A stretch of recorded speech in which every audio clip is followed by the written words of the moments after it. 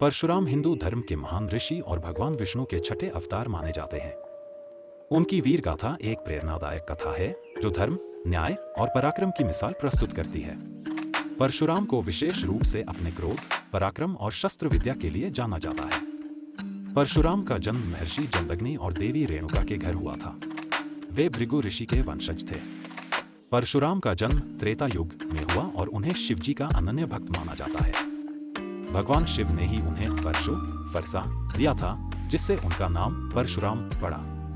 परशुराम की सबसे प्रसिद्ध गाथा सहस्रार्जुन ऐह वंश के राजा के वध से जुड़ी है। सहस्रार्जुन बहुत शक्तिशाली और अहंकारी राजा था। उसने महर्षि जमदग्नि की तपस्या को भंग किया और उनके आश्रम पर आक्रमण कर दिया। सहस्रार्जुन ने कामधेनु गाय को बलपूर्वक छीन लिया। जब परशुराम को यह बात पता चली तो उन्होंने अपने परशु से सहस्रार्जुन और उसके समस्त पुत्रों का वध कर दिया। सहस्रार्जुन के वध के बाद परशुराम ने देखा कि पृथ्वी पर क्षत्रियों का अत्याचार बढ़ रहा है।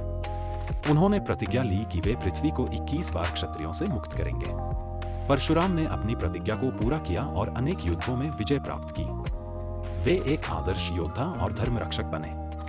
परशुराम की वीर गाथा में भगवान राम के साथ उनकी भेंट का भी उल्लेख मिलता है। जब भगवान राम ने शिवजी का धनुष तोड़ा तो परशुराम उनसे क्रोधित हो गए, लेकिन राम की मर्यादा और विनम्रता को देखकर उनका क्रोध शांत हो गया। उन्होंने राम को भगवान विष्णु का पूर्ण अवतार मानकर प्रणाम किया। परशुराम महान गुरुओं में से एक माने जाते हैं। उन्होंने कई योद्धाओं और राजाओं को शस्त्र विद्या सिखाई। उनके शिष्यों में भीष्म पितामह, कर्ण और द्रोणाचार्य जैसे महान योद्धा शामिल हैं।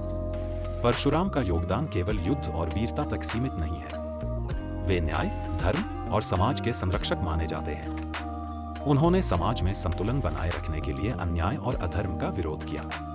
परशुराम चिरंजीवी, अमर माने जाते हैं और उन्हें कलयुग के अंत तक जीवित रहने का वरदान प्राप्त है। माना जाता है कि वे अभी भी तपस्या में लीन हैं और उचित समय पर पुनः प्रकट होंगे। परशुराम की वीर गाथा न केवल साहस और पराक्रम का प्रतीक है, बल्कि यह सिखाती है कि अन्याय के खिलाफ खड़ा होना और धर्म की रक्षा करना हर व्यक्ति का कर्तव्य है।